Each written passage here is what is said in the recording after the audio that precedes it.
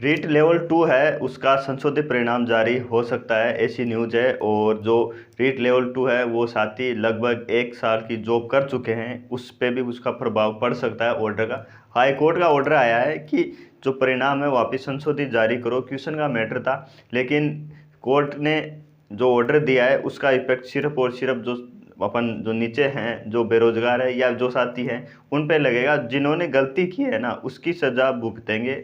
Student है जो 1-1 साल की नौकरी पा चुके हैं, वो सिस्टम पे कभी भी गाज नहीं गिरती है। गाज गिरती है हमेशा जो नीचे होते हैं उन पे।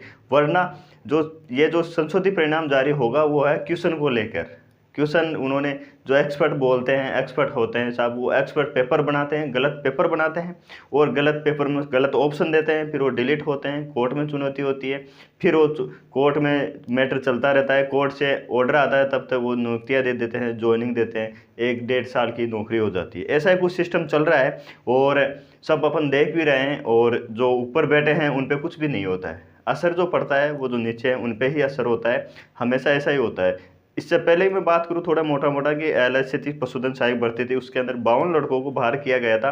सिर्फ और सिर्फ सिस्टम की नाकामी थी, सिस्टम की गड़बड़ थी, सिस्टम फेलियर है कि पेपर ही इस तरीके से बनाते हैं वो कि क्वेश्चन सही होते हुए भी गलत ऑप्शन देते हैं, फिर वो डिलीट होता है, लोग उसको चुनौती देते हैं हाई कोर्ट में, फिर सुप्रीम कोर्ट में, वहाँ से जीत के आए, 52 लड़कों को बाहर किया गया। उसकी गलती कौन, जिम्मेदार कौन है उसका? कोई जिम्मेदार नहीं है। 1-1.5 साल की नौकरी लगने बाद में बाहर ऐसे लग ही नहीं रहे।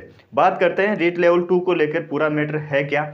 मैटर है क्वेश्चन को लेकर जो आपत्ति लगाई जाती है, क्वेश्चन पेपर बनाते हैं ये लोग। और जब रीट लेवल 2 का पेपर हुआ था उस टाइम पर जोधपुर हाई कोर्ट के अंदर रिट याचिका लगाई गई थी, खूब लोगों ने लगाई भी थी।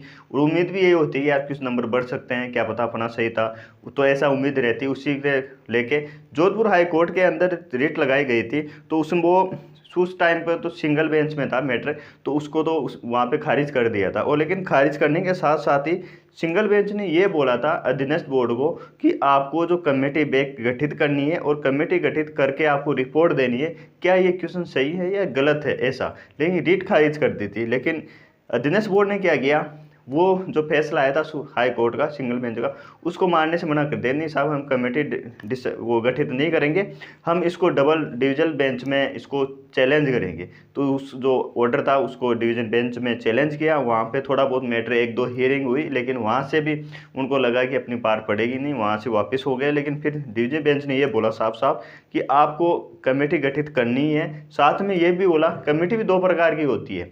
एक होती है अधीनस्थ बोर्ड की जो संस्था होती है, पेपर उसकी होती है, उसमें वही उसी पेपर बनाने वाले होते हैं, तो वो अपनी गलती थोड़ी स्वीकार करते हैं। दूसरी ये होती है कि बोर्ड हाई कोर्ट बोलती है कि आप यूनिवर्सिटी के प्रोफेसर लो या ऐसे प्रोफेसर लो जो इससे विषय विशेषज्ञ लो, इस प्रकार से। तो अब की बार हाई कोर्ट ने ये बोला है कि आपको अपनी कमेटी की नहीं डिसाइड करनी है, हम जो बता रहे हैं उसके हिसाब से कमेटी डिसाइड करेगी, वो रिपोर्ट देगी। अगर उससे कुछ पर्सन या ऊपर नीचे होते हैं आपके हिसाब उसके हिसाब से, तो आपको संशोधित परिणाम जारी करना पड़ेगा। और ऐसा ऑर्डर देने के बाद में अभी अधीनस्थ बोर्ड साहब के अध्यक्ष हैं, उनका वो इंटरव्यू पे आया था, उन्होंने बोला है कि हम क्या कर सकते हैं, कोर्ट जैसा बोलेगी वैसा करेंगे। हाँ, इससे ज़रूर परिणाम प्रभावित होगा, कुछ साथी बाहर भी हो सकते हैं लगे हुए हैं, लेकिन उन्होंने ये बोला है कि हम ऐसा रास्ता निकालेंगे बाहर कि जो चयनित हैं वो प्रभावित नहीं हो, शेडो पोस्ट क्रिएट कर देंगे ऐसा। लेकिन शेडो पोस्ट क्रिएट करने के लिए पोस्ट बच्ची होनी चाहिए, वो अधिकार भी होने चाहिए शेडो पोस्ट के लिए, ऐसे नहीं है। क्योंकि ये तो बहुत बड़ी भर्ती है, बहुत बड़ी भर्ती है। मतलब है कि अगर 300-400 लड़के भी ऊपर नीचे होते हो, 300-400 पोस्ट क्रिएट करना अपने आप में बहुत बड़ी बात होती है। इनका क्या जाएगा, ये क्या करेंगे कि जो लगे हुए हैं उनको हटा देंगे, इनके बाप का क्या जा रहा है, जा रहा तो वो है जो साथी लगे हुए। तो सभी इनसे यही निवेदन है कि आप कम से कम जो चीज़ें आप अपनी गलती स्वीकार कीजिए कि नहीं, हाँ उसमें सुधार कीजिए। आप नवाचार की जो बातें करते हो, आप ट्विटर पर नवाचार लाते हो, आप इस पे नवाचार कीजिए कि पेपर ऐसा बनना चाहिए, एक भी क्वेश्चन आपत्ति का होने वाला होना ही नहीं चाहिए, ऐसा डलना ही नहीं चाहिए। पता नहीं कौन सा सस्ता नशा करता है, पेपर बनाते हैं और फिर उसको भुगतना पड़ता है। आप ये चीज़ देखो, पैसे तो लगते ही लगते हैं अगर कोर्ट केस करते हैं, उसके अलावा भी जो चीज़ें अब संशोधित परिणाम हुआ था, 52 लड़के पशुधन सहायक में हुए थे, वो तो छोटी भर्ती थी, पोस्टें कम थी उसमें। इसमें तो रेट लेवल में तो जो है पोस्टें बहुत ज़्यादा है, तो कितनी इस पर प्रभावित पड़ेगा। लेकिन इस पे कभी भी इस पे बात नहीं होती है। और जो ये बड़े अपने इस बड़े पदों पर बैठे हैं वो इस चीज़ के बोल के निकल जाते हैं, साहब हाई कोर्ट का ऑर्डर है, हम क्या करें। हाई कोर्ट को भी ऐसे कमेटी है, ऐसे पेपर बनाने वालों पर एक्शन लेना चाहिए, इस पर कार्रवाई होनी चाहिए। और जो ये गलती करते हैं उनकी सज़ा उन्हीं को देनी चाहिए। आज के टाइम पर ये है कि सज़ा करता कोई है और हमेशा नहीं, गुनाह कोई और करता है, भुगत का बेगुनाह को सज़ा बेगुनाह को मिलती है, ये है हकीकत।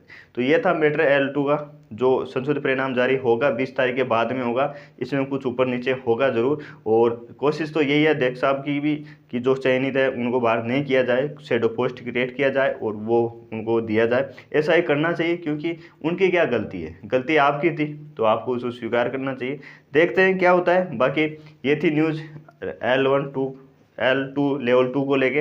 बाकी चैनल पर नए हो तो सब्सक्राइब कर दीजिए। बाकी टेलीग्राम पे या सोशल मीडिया पे किसी प्लेटफॉर्म पे हो तो आप वो उसको भी फॉलो कर सकते हो, लिंक आपको उसमें मिल जाएगा। मिलते हैं नेक्स्ट वीडियो में, जब तक जय हिंद जय भारत।